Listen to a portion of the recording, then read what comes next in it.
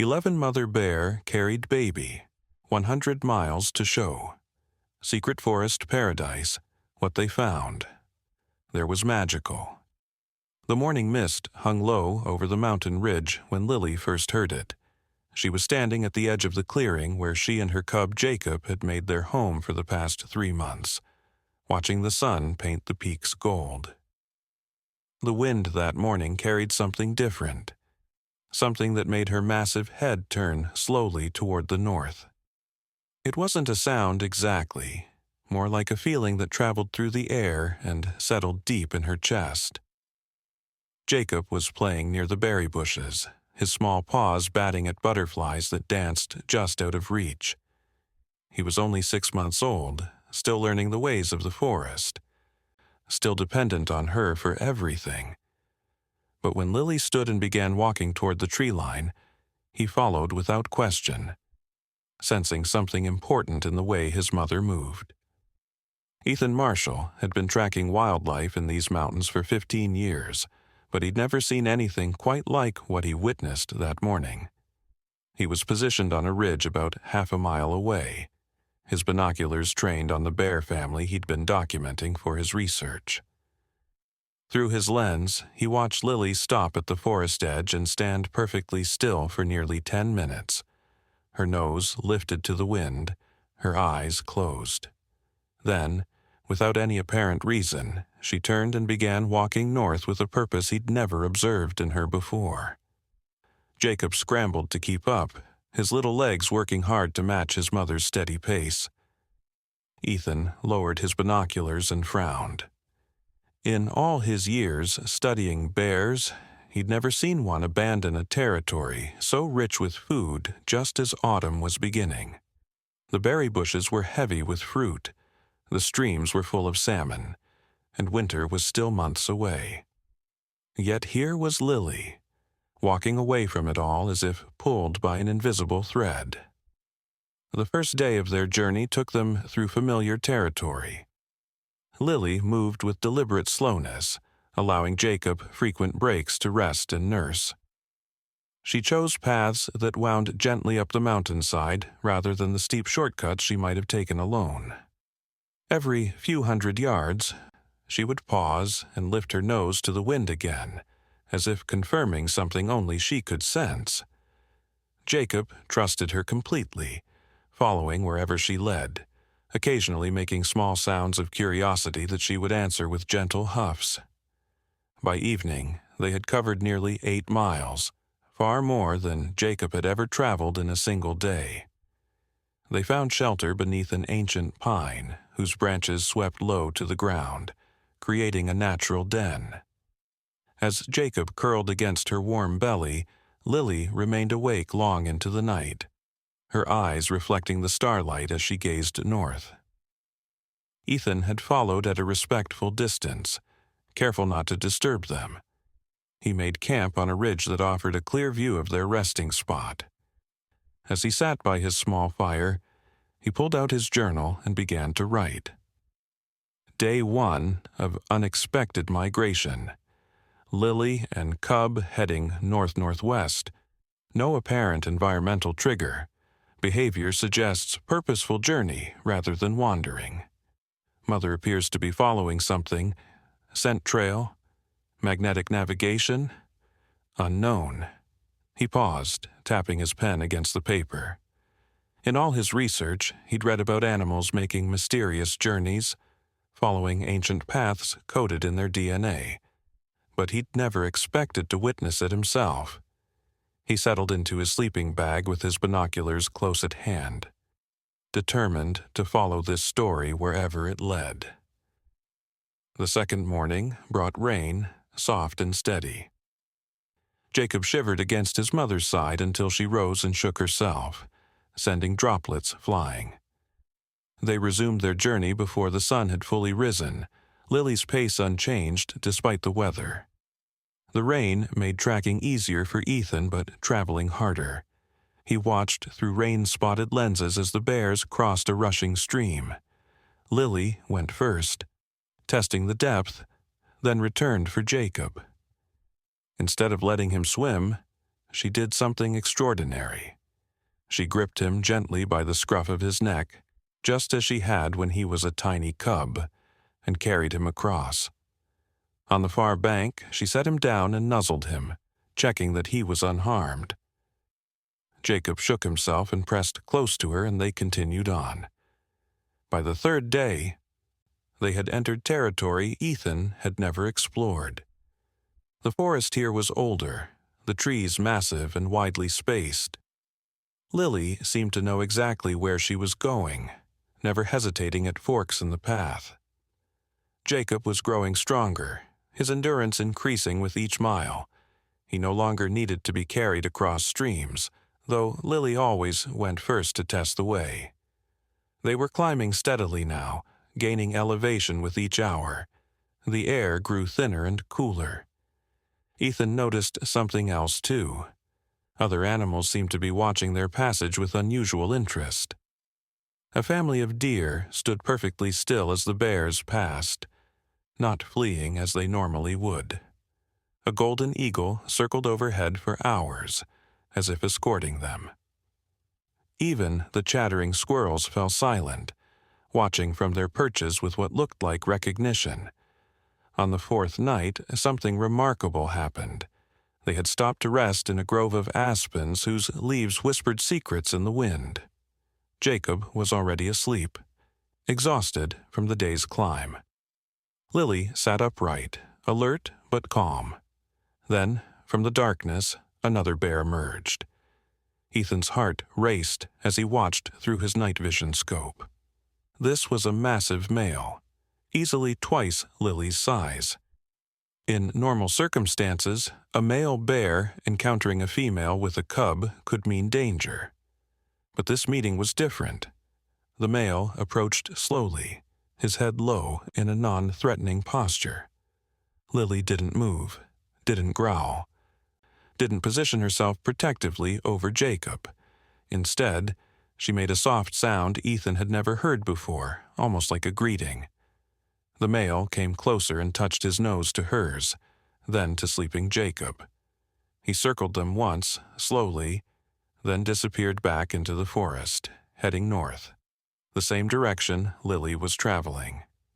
Ethan's hands shook as he wrote in his journal that night. Witnessed unprecedented peaceful interaction between Lily and unknown male. Behavior suggests recognition or shared purpose. Male departed in same direction as Lily's trajectory. Growing evidence, this is not random movement but coordinated migration. Must be witnessing something rarely seen by human eyes.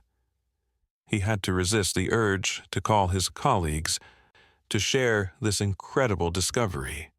But something told him to wait, to see where this journey led before trying to explain what couldn't yet be understood. The fifth day brought them to a river unlike any Ethan had seen in these mountains. The water ran clear as glass over smooth stones that seemed to glow with their own light. Lily approached it carefully, almost reverently. She drank deeply, then encouraged Jacob to do the same. As the cub lapped at the water, Lily stood guard, but her posture was relaxed, peaceful. They followed the river upstream for the rest of the day, the path growing narrower and more challenging. Jacob struggled with some of the rocky sections, and Lily would wait patiently, sometimes nudging him toward easier routes, sometimes simply standing close so he could lean against her for support. That evening, they encountered the male bear again. This time, he wasn't alone. A female with 2 cubs of her own emerged from the forest on the opposite bank of the river. Then another solitary female appeared upstream. Within an hour, Ethan counted 7 bears, all converging on this stretch of river. None showed any aggression toward the others. The cubs played together while the adults sat watching, occasionally communicating in soft huffs and rumbles. As darkness fell, each family group found its own resting spot along the river, close enough to be aware of each other but maintaining respectful distances. Ethan had never seen anything like it. Bears, typically solitary creatures, gathering peacefully as if for some shared purpose. On the 6th morning, all the bears began moving together. They didn't walk in a group exactly, but they maintained visual contact, spreading out through the forest but all heading in the same direction. Lily and Jacob were in the middle of this loose formation. The cub seemed energized by the presence of other young bears, occasionally running ahead to investigate something before circling back to his mother. The forest itself seemed to change as they climbed higher. The trees grew more massive, their bark taking on a silvery sheen. Moss hung from branches like ancient curtains. The very air felt different, charged with something Ethan couldn't name. By the 7th day, Ethan was struggling to keep up. The bears were climbing into regions where the air was thin and the paths were treacherous. His supplies were running low, and he'd had to ration his water since leaving the glowing river behind, but he couldn't turn back now. Through his binoculars, he watched Lily carry Jacob up a particularly steep section, gripping him in her jaws with infinite gentleness. The other bears were helping their cubs too, and in one remarkable moment, Ethan saw the large male actually assist a struggling cub that wasn't his own, nudging it up onto a ledge where its mother waited. The 8th day revealed why they had come so far. As the bears crested a ridge that Ethan couldn't quite reach, they all stopped. Even from his lower vantage point, Ethan could see their reaction. A collective stillness, heads raised, bodies trembling slightly as if with excitement or recognition. Lily picked up Jacob again, holding him so he could see over the ridge. The cub made a sound Ethan had never heard from a bear before, something between a gasp and a chirp of delight. Then, one by one, the bears began to descend the other side of the ridge, disappearing from Ethan's view. It took him another 2 hours to find a path he could navigate to reach the ridge. His legs shook with exhaustion, his breathing labored in the thin air. But when he finally pulled himself up and looked over the edge, he understood everything and nothing all at once. Below lay a valley that shouldn't exist according to any map he'd ever seen. It was perfectly circular, perhaps 3 miles across, surrounded by sheer cliff walls except for the narrow pass the bears had descended. But it wasn't just a valley. It was like looking into another world. The trees below glowed with a soft phosphorescence. A waterfall fell from the opposite cliff, but instead of a white foam, it seemed to cascade liquid light. And there, making their way down the treacherous path, were not just the 7 bears he'd been following, but dozens more, all converging on this hidden paradise. Ethan's satellite phone buzzed in his pocket, the first signal he'd had in days. He pulled it out with trembling fingers, seeing dozens of missed calls from his research station. But as he looked at the screen, then back at the impossible valley, he made a decision. He powered off the phone and put it away. Some things, he realized, weren't meant to be reported, studied, or explained. Some mysteries were meant to remain mysteries. He found a sheltered spot among the rocks where he could watch without being seen, and settled in to witness whatever was about to unfold. In the valley below, Lily had reached a grove of trees that seemed to pulse with their own heartbeat. She set Jacob down gently, and he immediately began exploring, his fear replaced by wonder. Other cubs were doing the same, their mothers watching with what could only be described as joy. The adult bears were greeting each other, touching noses, rubbing shoulders, behaviors that went against everything Ethan thought he knew about bear sociology. As the sun began to set, its rays caught the mist from the glowing waterfall, creating rainbows that seemed solid enough to touch. The bears gathered in the grove, forming a loose circle. Lily sat with Jacob between her paws, his small head swiveling to take in everything around him. Then something extraordinary happened. An old bear, her muzzle white with age, emerged from deeper in the valley. She moved slowly but with unmistakable authority. Every bear turned to watch her approach. She went to each cub, touching them gently with her nose, spending a long moment with Jacob. When she reached him, Lily made that same greeting sound she'd made with the male bear days ago, but softer, more reverent. The old bear responded with a sound that seemed to vibrate through the ground itself. Jacob pressed back against his mother, not in fear but in awe. As darkness fell, the phosphorescence of the trees grew brighter. The bears settled into family groups, but close together, creating a community Ethan would never have thought possible. Cubs played between the groups, supervised by any adult who happened to be near. There was no competition, no aggression, just a peaceful coexistence that challenged everything he'd learned in his years of study. He watched until his eyes grew heavy, fighting sleep because he didn't want to miss a moment. But eventually, exhaustion won. His last conscious thought was a question.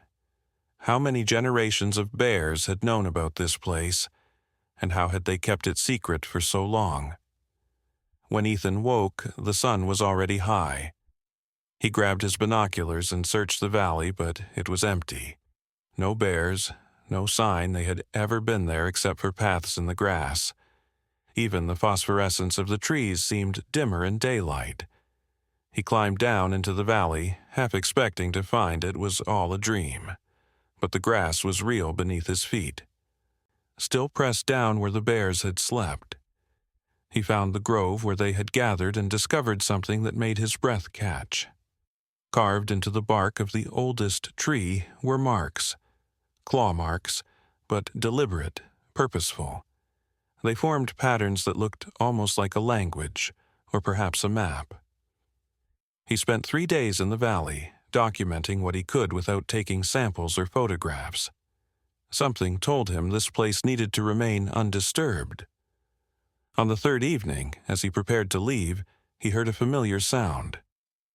Lily emerged from the forest with Jacob at her side. The cub had changed somehow. He moved with more confidence, his eyes brighter. Lily saw Ethan but showed no fear. She walked past him, close enough that he could have touched her, and he understood this was a gift, a moment of trust from one witness to another. Then she and Jacob disappeared into the forest, heading back the way they had come. The journey back took Ethan 5 days. He was weak from rationing his supplies, and the path seemed harder without the purpose that had driven him forward. When he finally reached his research station, his colleagues bombarded him with questions about where he'd been. He told them he'd gotten lost following a false trail, that his equipment had failed, that he had nothing significant to report. They believed him because the alternative, that steady, reliable Ethan Marshall would lie to them, was unthinkable. He filed a report stating that Lily and Jacob had established a new territory to the north. Technically true, but omitting everything that mattered. Over the following weeks, Ethan returned to his normal routine, but everything had changed. He found himself looking north constantly, wondering if other animals made similar journeys to hidden places. He researched old indigenous stories about the mountains and found hints, tales of spirit bears that walked between worlds, of valleys that appeared only to those meant to find them. He never wrote about what he'd seen, never shared the story with anyone, but sometimes, late at night, he would pull out the journal from that trip and read his own words, making sure he hadn't dreamed it all. A month later, while checking his regular observation post, he encountered Lily and Jacob again. They were back in their original territory, living as normal bears. Jacob was stronger, growing fast, learning to fish in the streams under his mother's watchful eye. But sometimes Ethan noticed they would both pause and look north, just for a moment, as if remembering. And once, when a particularly strong wind blew from that direction, he saw Lily close her eyes and breathe deeply, a look of perfect peace on her face. As autumn turned to winter, Ethan made a decision.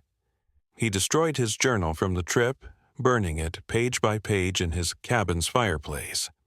The GPS data, the coordinates, everything that could lead someone else to that valley. It all went into the flames. He kept only one thing, a single sketch he'd made of Lily carrying Jacob up that final ridge, their silhouettes against the sky. He framed it and hung it in his cabin where only he would see it, a reminder that some journeys are not about the destination, but about the trust required to follow when called. The following spring brought new cubs to the forest, and life continued its ancient cycles. Ethan continued his research, publishing papers on bear behavior that carefully omitted any mention of coordinated migrations or hidden valleys. But he watched Lily more closely now, especially as Jacob grew toward independence. The young bear was different from others his age, calmer, more aware, as if he carried some special knowledge. And Ethan wondered, when Jacob had cubs of his own, would he one day hear the wind calling? Would he know the way to that impossible valley? Would the secret be passed down through generations, protected by instinct and silence? 5 years passed. Jacob was now a magnificent adult bear with his own territory. Lily had raised 2 more cubs, twins who were now entering their second summer. Ethan had aged, too, his hair more gray than brown, his knees protesting the long hikes. But he still maintained his observation posts, still watched the bears with the same wonder he'd felt as a young researcher. He'd seen Lily make the journey north twice more, once with the twins when they were Jacob's age, once alone when she was between cubs. Each time she returned looking renewed, carrying that same peace in her movements. One morning, Ethan arrived at his favorite observation point to find something unexpected. Jacob was there, sitting in the exact spot where his mother had stood years ago when she first heard the calling. The young male's head was raised to the wind, his eyes closed, his massive body perfectly still. Ethan held his breath, watching as Jacob remained frozen for long minutes. Then, without hesitation, the bear turned and began walking north. Ethan didn't follow this time. He didn't need to. He knew where Jacob was going, and he knew the young bear would find his way. The secret would continue, passed from generation to generation, protected by those wise enough to recognize that some mysteries are too precious to solve. That night, Ethan sat outside his cabin looking at the stars. He thought about all the secrets the forest held, all the wonders that existed just beyond human knowledge. He thought about Lily and Jacob, about the valley that shouldn't exist, about the gathering of bears that defied everything science thought it knew. And he smiled, realizing he'd been given a gift greater than any discovery he could have published. The knowledge that magic still existed in the world, hidden in plain sight, protected by those who understood that some things are too important to explain. As he was about to go inside, a movement caught his eye. A bear was walking along the ridge near his cabin, a female with 2 cubs. Not Lily. He knew her shape too well to mistake her. This was a bear he'd never catalogued, never studied. She paused at the ridge's crest and looked directly at him, holding his gaze for a long moment. Then she turned north and disappeared into the darkness, her cubs scrambling after her. Ethan stood there long after she'd gone, understanding finally that he'd witnessed only a tiny fraction of something much larger. How many bears knew about the valley? How many other species had their own secret places? How many mysteries moved through the forest every night while humans slept, unaware? He went inside and pulled out a fresh journal. On the first page, he wrote, "There are more things in heaven and earth than are dreamt of in our philosophy." Then he closed it and put it away. Some stories, he'd learned, were better left unwritten, living instead in the space between knowledge and wonder, between science and magic. And in that space, Lily and Jacob and all the others continued their ancient dance, following calls only they could hear, keeping secrets only they could understand. The wind picked up outside, blowing from the north. It carried the scent of pine and snow, of deep forests and hidden valleys. Ethan listened to it singing through the trees and wondered if somewhere out there another bear was lifting its head to listen, feeling the pull of something beyond explanation. He hoped so. The world needed its mysteries, its secret places, its journeys that couldn't be mapped or measured. It needed mothers like Lily who knew when to answer the call, and cubs like Jacob who trusted enough to follow. Most of all, it needed the wisdom to leave some stones unturned, some stories untold, some valleys undiscovered except by those who were meant to find them. As the years went by, Ethan became something of a legend himself among the local research community, the man who knew the forest better than anyone, but never seemed to discover anything groundbreaking. Young researchers would come to him for advice, and he would teach them about tracking and observation, about patience and respect for the animals they studied. But he never mentioned the valley, never hinted at what he'd seen. Sometimes one of them would report something unusual, bears behaving strangely, traveling without apparent purpose. And Ethan would nod and suggest they might be responding to weather patterns or food sources too subtle for humans to detect. The young researchers would accept this explanation because it came from him. And who knew bears better than Ethan Marshall? But late at night, when the research station was quiet and the forest was alive with its secret life, Ethan would stand at his window and watch the darkness. And sometimes, if the wind was just right and the moon was hidden behind clouds, he would see shapes moving through the trees, bears walking with purpose, heading north. He would watch them pass and whisper a silent blessing for their journey, knowing they were part of something ancient and sacred, something that had existed long before humans walked these mountains and would continue long after the last researcher had gone home. The waterfall appeared just as the sun reached its peak on the 10th day of their journey. Ethan had been struggling to keep pace with the bears, who seemed to move with renewed energy as they approached their destination. Through a break in the trees, he saw it first, a cascade of water that didn't behave like water should. It fell from a cliff face that rose impossibly high, but instead of crashing down with thunderous force, it descended in gentle ribbons that twisted and spiraled through the air. The water itself seemed to carry light within it, not reflecting the sun but glowing from within, as if each drop contained a tiny star. Lily stood at the base of the waterfall with Jacob pressed close to her side, both of them still as statues, watching the luminous cascade with what could only be described as reverence. The other bears had gathered too, forming a loose semicircle around the pool where the waterfall met the earth. The pool itself defied logic. The water was perfectly clear, so clear that Ethan could see the bottom despite it being at least 20 feet deep. But the bottom wasn't made of rocks or sand. Instead, it seemed to be lined with the same glowing substance that illuminated the water, creating a basin of pure light.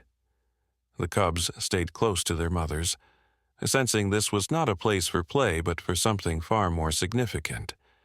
Even from his hidden position several hundred yards away, Ethan could feel the energy emanating from the waterfall, a vibration that seemed to resonate in his bones.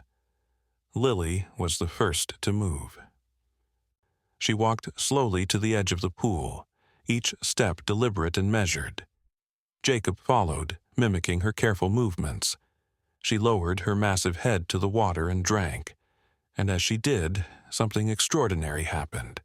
The glow from the water seemed to travel up through her, starting at her muzzle and spreading through her body like blood through veins, but made of light. For a moment, she was translucent, and Ethan could see patterns within her. Not bones and organs, but something else, something that looked like constellations, as if she carried the night sky inside her body. The light faded after a few seconds, but Lily remained standing there, her eyes closed, swaying slightly as if listening to music only she could hear. Jacob approached the water more cautiously. He was young, and this was his first time here. His small tongue darted out to taste the water, and immediately he jumped back, not in fear but in surprise. His mother made a soft sound, encouraging him, and he tried again. This time he drank deeply, and the same transformation occurred. The light traveled through his smaller body, revealing those same constellation patterns, but his were different from his mother's. Newer, still forming, like a map being drawn for the first time. When the light faded, Jacob sat down hard, blinking rapidly, his head turning in all directions as if seeing the world with new eyes. One by one, the other bears approached the pool. Each transformation was unique. The old female who had greeted them in the valley glowed brightest of all, her internal constellation so complex and interconnected that Ethan couldn't follow their patterns. The large male who had first joined them on the journey carried patterns that looked like mountain ranges made of stars. The mothers with cubs showed networks of light that seemed to connect them to their young, invisible threads that pulsed with each heartbeat. Ethan watched, transfixed, understanding that he was witnessing something beyond the physical world, something that touched on the very essence of what these creatures were. After all the bears had drunk from the pool, they began to move toward the waterfall itself. There was a path behind it, Ethan realized, a ledge that led behind the cascade. Lily led the way, with Jacob following so close he was almost beneath her belly. As they passed behind the falling water, they disappeared completely, not just hidden by the water, but gone, as if they had stepped through a doorway into somewhere else. The other bears followed, and within minutes the pool was empty, all the bears having vanished behind the luminous veil. Ethan waited for an hour, then 2, but none of the bears reappeared.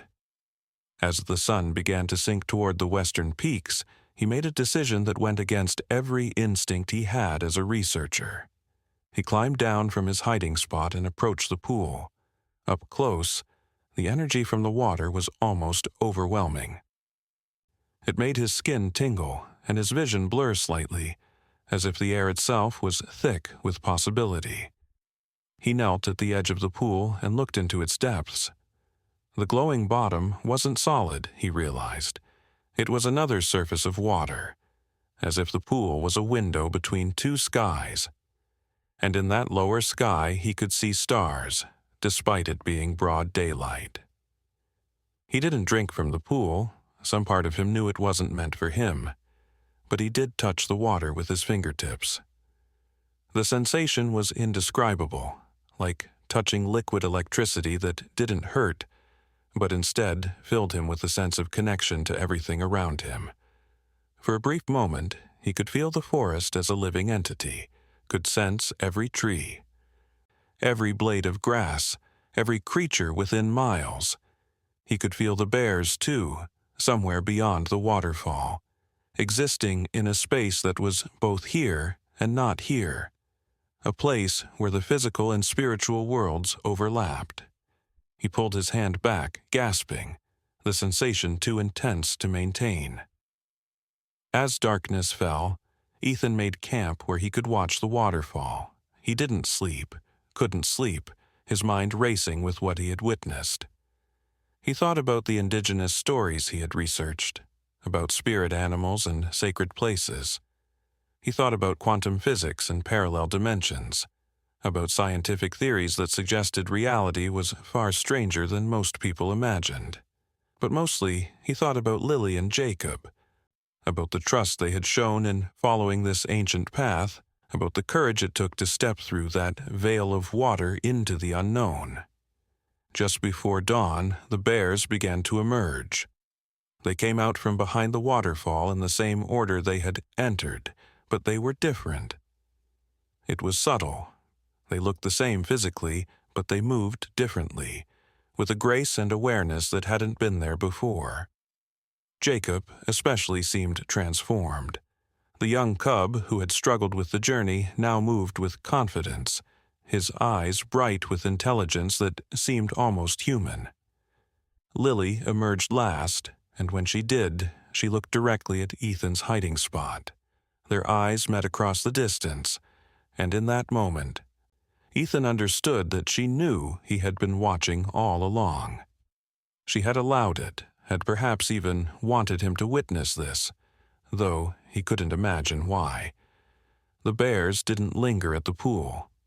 As the first rays of sunlight touched the waterfall, they began to move away, heading back the way they had come but taking a different path, one that wound through a part of the forest Ethan hadn't explored. He followed, maintaining his distance, watching as the group gradually separated. The families went their own ways, disappearing into different parts of the forest, each carrying with them whatever transformation had occurred behind the waterfall. By midday, only Lily and Jacob remained on the path, and they were moving with purpose now. Covering ground quickly, they traveled for 3 more days, and Ethan noticed they were taking a route that formed a great circle, approaching their original territory from the opposite direction. Along the way, they encountered other animals, deer, wolves, even a mountain lion. And each time the interaction was peaceful. The other creatures seemed to recognize something in Lily and Jacob, offering them a respect that transcended the usual predator-prey relationships. Once, Ethan watched a golden eagle land directly in front of them on the path. The great bird and the bears regarded each other for a long moment, and then the eagle dropped something from its talons, a large fish, still fresh. It flew away without waiting for thanks, and Lily and Jacob shared the meal as if such gifts were normal. On the 14th day of the journey, they created a final ridge, and below them lay the valley where their journey had begun. But something was different. Ethan pulled out his binoculars and scanned the familiar territory. It took him a moment to realize what had changed. The plants were lusher, more vibrant. The stream ran clearer. The very air seemed to shimmer slightly, as if some of the magic from the hidden valley had followed them home. Lily and Jacob descended into their territory, and as they did, other animals emerged from the forest, not to challenge or flee, but to witness their return. It was as if the entire ecosystem recognized that something significant had occurred. That night, as Ethan made his own camp overlooking the valley, he saw something that confirmed his suspicions. In the darkness, Lily began to glow, not brightly, just a faint luminescence that made her visible as she moved through the trees. Jacob glowed too, fainter but still noticeable. The light wasn't constant. It pulsed gently, like a heartbeat made visible. And as Ethan watched, he noticed something else. Where Lily walked, the plants seemed to respond.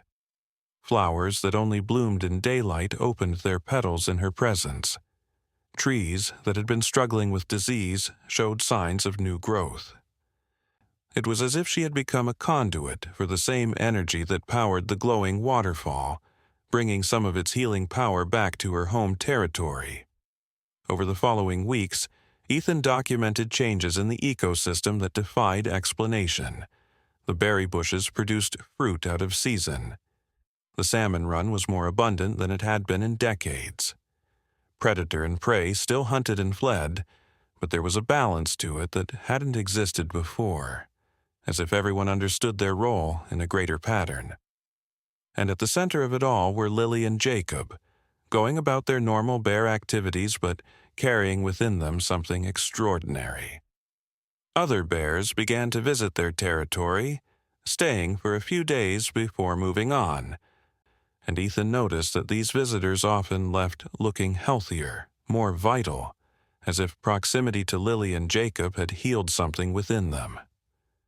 One evening, as autumn began to paint the leaves gold and red, Ethan observed something that would stay with him forever. Jacob, now nearly fully grown, was fishing in the stream when a younger bear approached, a female about his age who had been orphaned the previous winter. She was thin, struggling to find enough food to prepare for hibernation. Jacob caught a large salmon and, instead of eating it himself, carried it to her. But he did more than just share his catch. As he placed the fish before her, he touched his nose to hers, and for just a moment that faint glow passed between them. The young female's eyes widened, and she looked around as if seeing the world clearly for the first time. She ate the salmon, but more importantly, she seemed to understand something new about where to find food, how to read the signs of the forest. Over the next few days, Ethan watched her hunting skills improve dramatically, as if Jacob had somehow shared his knowledge directly. As winter approached, Lily began preparing a den, but not in her usual spot. She chose a cave higher up the mountain, one that faced north toward the hidden valley.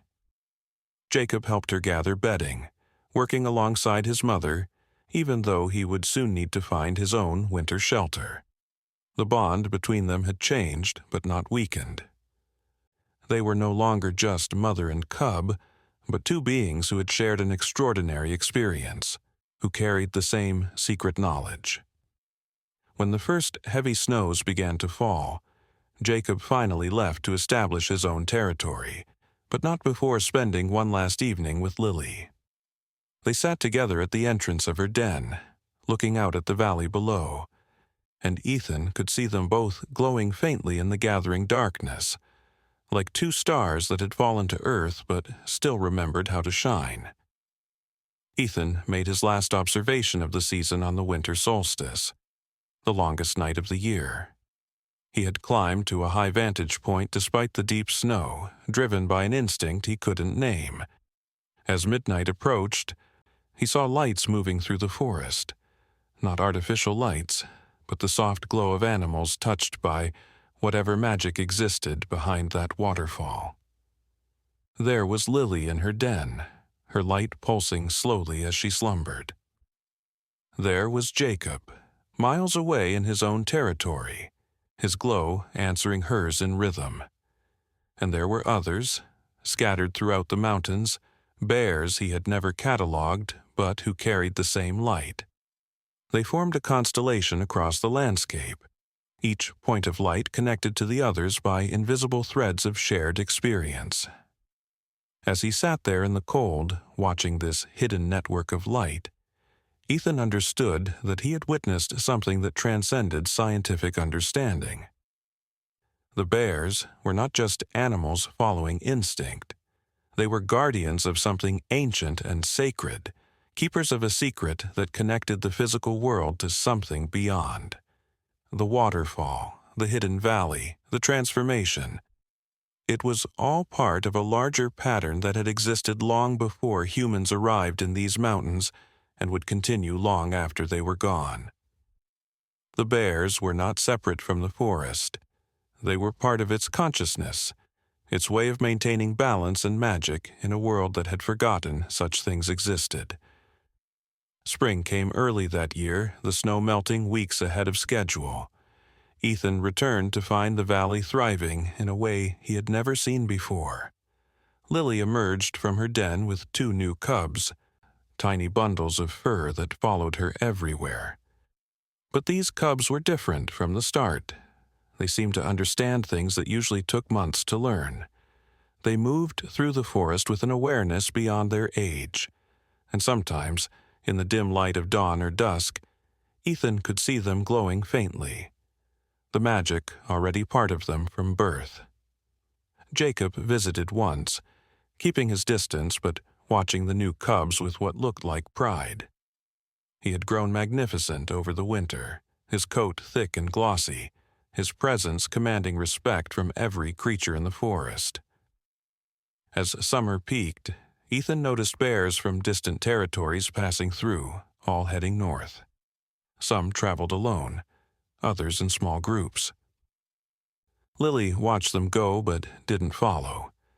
Her cubs were too young for such a journey, but she would sit at the edge of her territory, facing north, and make soft sounds that her cubs would echo, as if she was teaching them a song they would need to know someday. Jacob joined the migration this time, and Ethan watched him go, knowing the young bear would return with his light renewed, his connection to the mystery strengthened. The pattern continued year after year. Some bears made the journey regularly, others only once in their lifetime. Some, like the orphaned female Jacob had helped, seemed to be preparing for their first journey, showing signs that they had been chosen or called. The forest itself seemed to pulse with anticipation each time the migration approached, as if the very trees knew what was happening. And through it all, Ethan continued his official research, publishing papers on normal bear behavior while keeping the true story locked in his heart. One day, nearly 7 years after that first journey, Ethan found something that changed everything. He was exploring a cave system he had never entered before when his flashlight illuminated ancient paintings on the walls. They were old, possibly thousands of years old, created by indigenous peoples who had lived in these mountains long before European settlers arrived. The paintings showed bears walking in procession toward a waterfall that glowed with inner light. They showed humans watching from a distance, just as Ethan had done. And in the center of the largest painting was an image that made his breath catch. A bear made of stars, standing between two worlds, one paw on earth and one reaching toward something beyond. Below the paintings were symbols he couldn't read, but their meaning seemed clear. This was a record, a testament to the fact that humans had known about this phenomenon for millennia. They had known and had chosen to protect the secret, to be witnesses rather than interferers. Ethan traced the paintings with his fingers, feeling a connection to those ancient artists who had seen what he had seen, who had understood that some mysteries were too sacred to expose. He took no photographs, made no records. He simply sat in that cave for hours, understanding that he was part of a long line of human guardians who had kept this secret. That evening, he returned to his cabin to find an unexpected visitor. The old indigenous man who sometimes sold crafts in the nearby town was sitting on his porch, despite Ethan never having told anyone where he lived. The man's eyes were knowing, ancient in a way that had nothing to do with his physical age. They sat in silence for a long time, watching the sunset over the mountains. Finally, the old man spoke. His voice soft, but carrying the weight of generations. He told Ethan stories that had been passed down through his family. Stories of the spirit bears who walked between worlds, of the sacred waterfall that renewed the connection between earth and sky, of the humans who had been chosen to witness and protect these mysteries. The old man explained that every generation, a few humans were allowed to see what Ethan had seen, not to study or understand it in the scientific sense, but to be part of its protection. They were the ones who would steer other humans away from the sacred places, who would ensure that the mysteries remained hidden in an age of satellites and GPS tracking. He told Ethan that his role was not to reveal, but to conceal, not to publish, but to protect. And then he stood to leave, pausing at the edge of the porch to say one last thing. He said that the bears knew Ethan had been chosen, that Lily had led him there deliberately, knowing he would understand the responsibility that came with the knowledge. After the old man left, Ethan sat alone in the darkness, processing everything he had learned.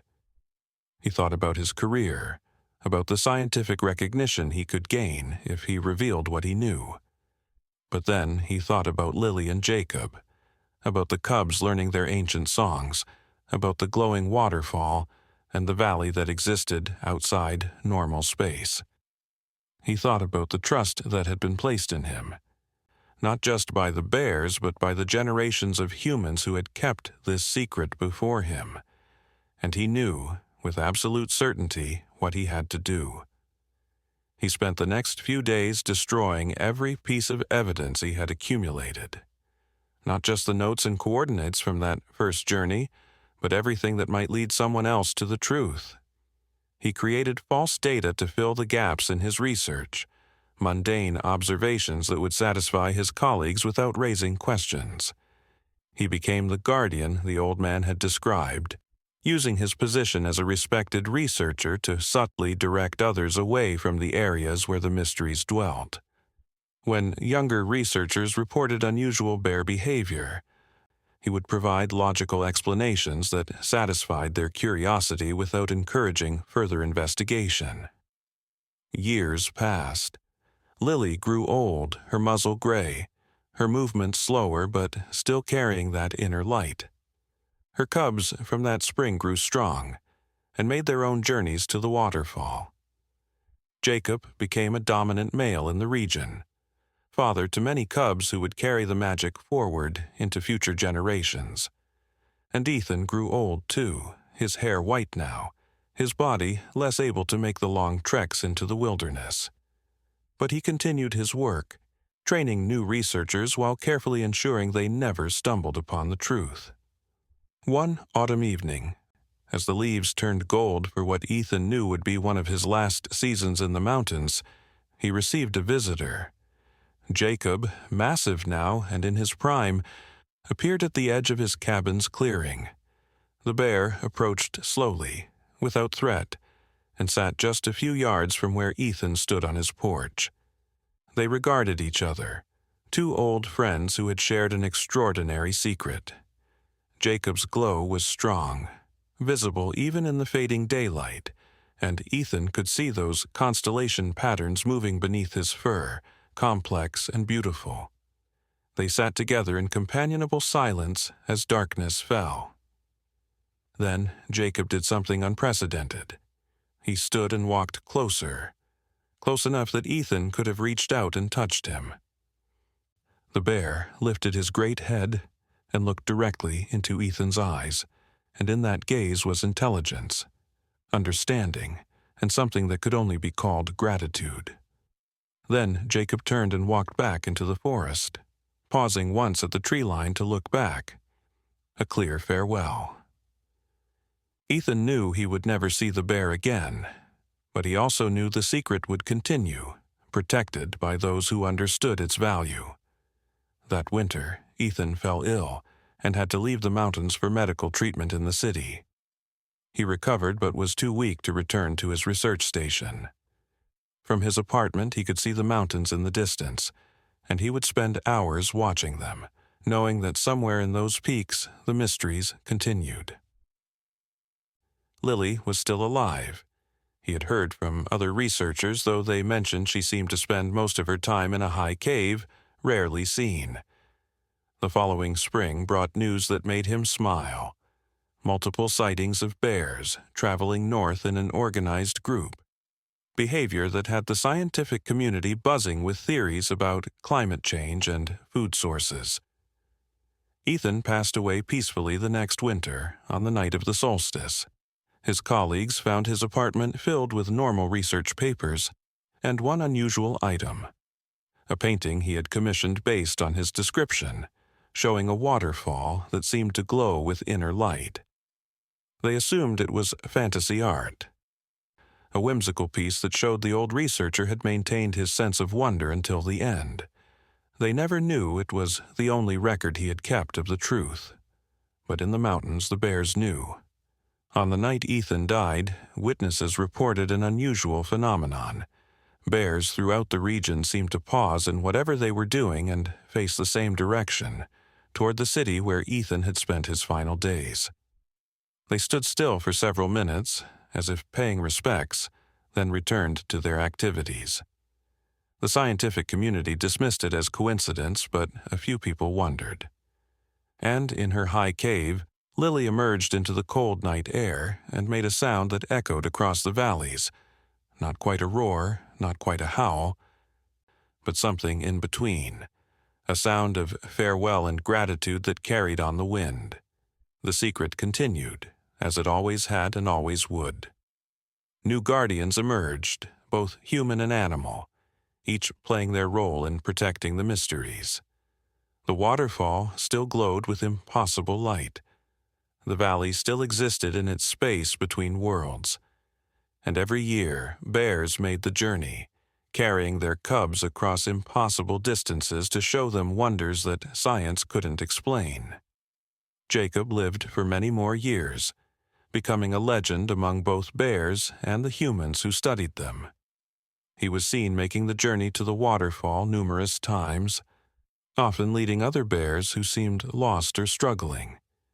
He became a guide, a teacher, a keeper of the old ways. And sometimes, on very clear nights when the moon was dark and the stars were bright, people camping in the mountains would report seeing something impossible. Bears that seemed to glow with soft light, moving through the forest with purpose, heading toward something unseen. Most dismissed these sightings as tricks of tired eyes or overactive imaginations, but a few wondered, and an even smaller few knew. They were the new guardians, chosen by chance or design to witness and protect, to ensure that in a world increasingly mapped and measured, some mysteries remained. The indigenous elder who had visited Ethan continued his own work, identifying and guiding those humans who had been chosen to know the truth. He would appear at crucial moments offering wisdom disguised as folklore, ensuring the secret's protection. He knew, as his ancestors had known, that the balance between the worlds depended on these sacred places remaining undisturbed. The waterfall was not the only one, he knew. There were others, scattered across the world, each guarded by its own creatures, each maintaining the connection between the physical and the spiritual. In the hidden valley beyond the waterfall, time moved differently. The bears who entered aged more slowly while there, their cubs growing strong on the mystical energy that permeated everything. It was a place of healing, not just physical but spiritual. Bears who had lost their way, who had been damaged by encounters with the human world, would find peace there. And occasionally, very occasionally, a bear would choose to remain, becoming one of the permanent guardians of that sacred space. These guardian bears were the ones who glowed brightest, who had given up their earthly territories to serve a higher purpose. As the years turned to decades, the story of Lily and Jacob became legend among the bears, passed down not through words, but through instinct and dreams. Cubs would be born knowing that somewhere to the north was a place of power, a destination they might one day be called to find. Not all would make the journey, but all would carry the knowledge that it existed. A genetic memory as real as their knowledge of how to fish or find shelter, and in this way the magic persisted, woven into the very fabric of what it meant to be a bear in those mountains. Climate change brought new challenges. Human development crept closer to the sacred places, but the guardians adapted, both human and animal, finding new ways to protect what needed protecting. Technology that might have exposed the secrets was mysteriously unreliable in certain areas. Satellite images of specific coordinates always seemed to be obscured by clouds. GPS units failed at crucial moments. It was as if the Earth itself conspired to keep its mysteries hidden, using whatever means necessary to maintain the veil between worlds. And through it all, the waterfall continued to flow, its light undimmed by the passage of time. It had flowed before humans walked the earth and would flow long after they were gone. It was a constant, a connection between the temporal and the eternal, a reminder that not everything in existence could be understood by science alone. The bears knew this. The guardians knew this. And in knowing, they found purpose that transcended individual lives, becoming part of something infinite and beautiful. The story never truly ended because it was not a story, but a truth that continued to unfold. Each generation brought new cubs to the waterfall, new witnesses to the miracle. Each journey was both the first and the 1,000th. Each transformation both unique and part of an ancient pattern. Lily eventually passed away, but her light didn't extinguish. It dispersed, becoming part of the forest itself, joining the constellation of spirits that guided future travelers. Jacob lived on, carrying within him not just his own light but a spark of his mother's, a legacy of love and magic that would never fade. And somewhere, in a small apartment in a distant city, a young graduate student studying the papers of the late Ethan Marshall found an inconsistency in his data. She noticed patterns that didn't quite make sense, gaps that seemed deliberate rather than accidental. She began to dig deeper, not to expose anything but because she felt called to understand. And one day, she would make her own journey to those mountains, where she would meet an old indigenous man who would tell her stories that sounded like fantasy but felt like truth. She would become the next guardian, the next keeper of the secret, ensuring that the magic continued to flow from generation to generation, a river of light that connected all living things. The bears continued their ancient dance, following paths invisible to human eyes, answering calls only they could hear. They carried the light within them, passing it to their cubs, sharing it with those who needed healing. They were the bridge between worlds, the living proof that mystery and magic still existed in a world that thought it had explained everything.